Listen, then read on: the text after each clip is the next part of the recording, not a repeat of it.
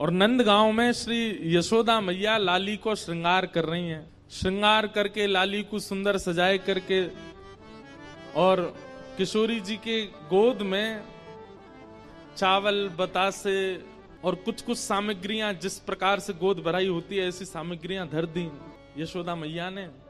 और मैया प्रार्थना करने लगी, आकाश में सूर्य को देख करके दंडवत करने लगी और सूर्य नारायण से बोली कि हे सूर्य नारायण, मेरे लाला के काजी सुयोग कन्या तो जही है, ऐसी कृपा कर दियो कि यही ते हमारे लाला को ब्याह जाए। तो आप सब देवी देवता मेरे सेवा से प्रसन्न है करके मेरे लाला के काजे किशोरी जी जैसी किशोरी ही वधु रूप में लेके आई हूं। ऐसी प्रार्थना श्री यशोदा मैया कर रही हैं। किशोरी जी ठाकुर जी से पूछ रही हैं, मैया कहा कर रही हैं?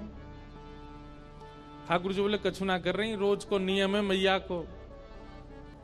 किशोरी जी बोली, मैया अब मुंह को आज्ञा दो मैं जाऊं। और श्री किशोरी जी वापस बरसाने की ओर जा रही है। यहां बरसाने में कीर्ति मैया बड़ी व्याकुल, इतनो समय है गयो, संध्या है गई, अभी तक लाली आई नहीं।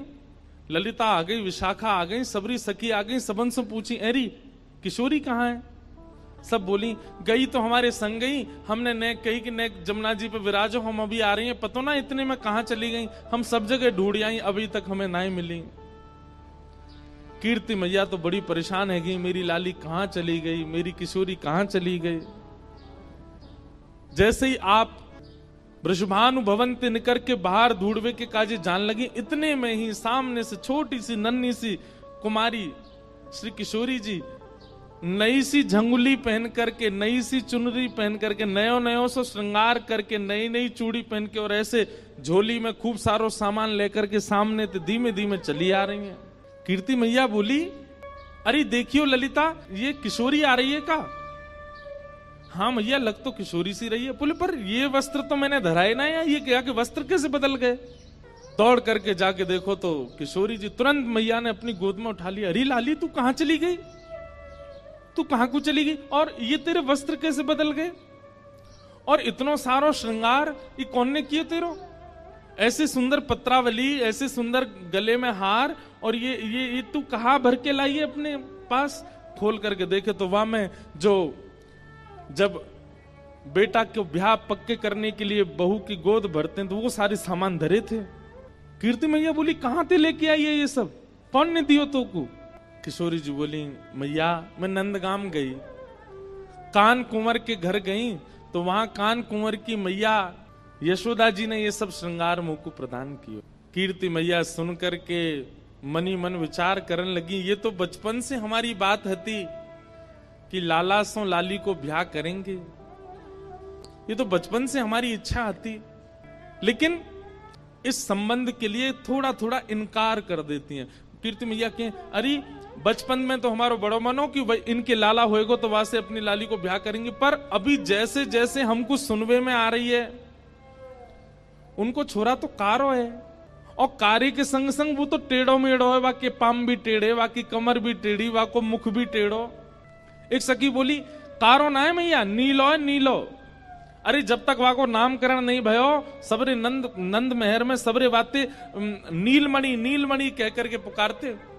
एक सखी बोली, मैया बात तो तू सही कह रही है, कल को हमारी लाली ते ब्याह कर लेगो, रात में अंधेरो हैगो, और किशोरी कहीं ढूंढने लगी कहां चले गए श्याम सुंदर, पतो चली बगल में ही बैठे हैं, लेकिन अंधेरे के कारण दिख ना रहे।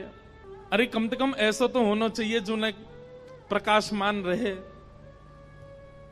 किशोरी जी ये सब बात सुन रही हैं और नीची नजर करके बिल्कुल गहरी गहरी सांस ले रही हैं।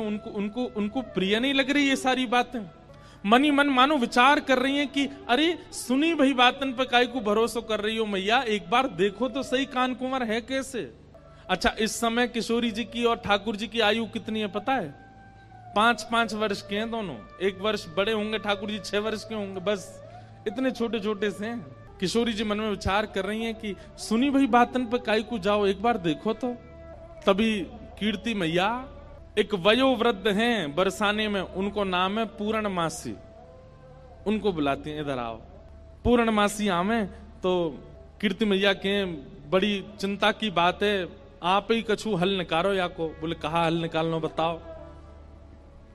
बोले देखो किशोरी को देखो एक बार, ऐसो श्रृंगार करके बैठी है, ऐसे सुंदर सुंदर वस्त्र और पामन में देखो महावर लगा के बैठी, हाथन में महावर लगी है, गले में सुंदर हार पहने और याकू बतासे आदि सब दे करके यशोदा मैया ने पक्की सी कर दी है, गोद भराई कर दी लाली की। पूर्णमासी बोली अरे वाह, ये तो शुभ संकेत है, या में चिंता की कहा बात है। ये तो पूरा वृंदावन जाने, पूरा ब्रजमंडल जाने की भैया वृषभानु लाली, वृषभानु की लाली तो नंद के लाला को ही जावेगी, या में चिंता की कहा बात है। कीर्ति मैया बोली पर मुझे चिंता हो गई, ऐसी सुकुमारी, ऐसी सुंदर, ऐसे रूप गुण सब में संपन्न, और वो यशोदा को लाला, वाक्य तो मैंने ऐसे ऐसे कुकर्म सुने हैं, चोरी करके खावे, टेढ़ो मेढ़ो सो चले, कारो सो है, ऐसो ऐसो है। कारो भी एक बार को स्वीकार कर लूंगी, टेढ़ो मेढ़ो भी एक बार को स्वीकार कर लूंगी, लेकिन चोर, मुझे तुम ही बताओ पूर्णमासी, कोई सास यूं चाहेगी कि वाह को दामाद चोर हो। पूर्णमासी बोली कन्हैया चोर है? बोले हाँ। और तुम सबरे कौन हो? बोले हम सबरे तो राजघराने के, हम तो सबरे राजा हैं, रानी हैं, ऐसे हैं वैसे हैं।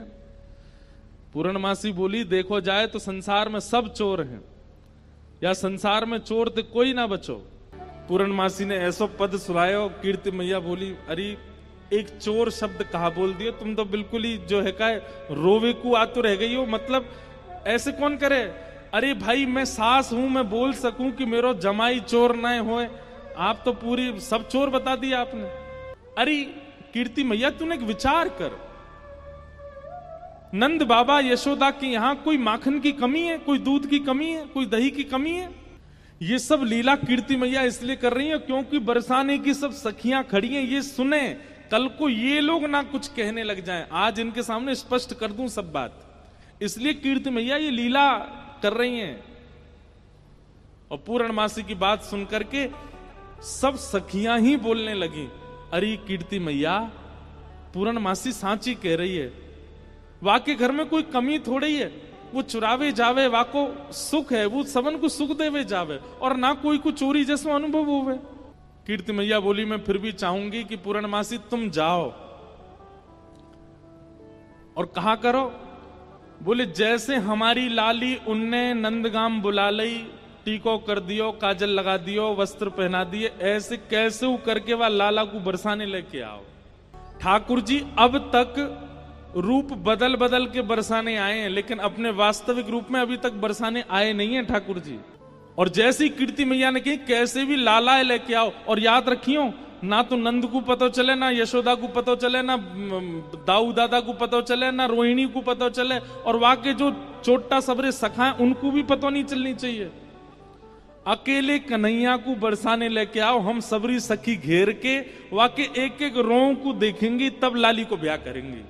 पूर्णमासी बोली ये तो बड़ो कर्रो काम है, एक तो वो इतना चंचल है, कोई के हाथ में आवे ना, वाकू लेकर के इतनी दूर लानो और फिर इतने सब सकीन के बीच में रखनो। बोले ना पूर्णमासी अब ये काम करो, ऐसी सुकुमारी हमारी लाली, हमने देखभाल के सब करेंगे। सब सखियों के मन में भी प्रेम उत्पन्न होने लगा कि श्याम सुंदर आएंगे, हम भी उनको देखेंगे, हम भी न अनुभव करेंगे कैसे हैं। किशोरी जी को भी सुख है कि एक बार आ जाएं बरसाने में, यहां बैठ करके सबके बीच उनका दर्शन पुनः हो जाएगा।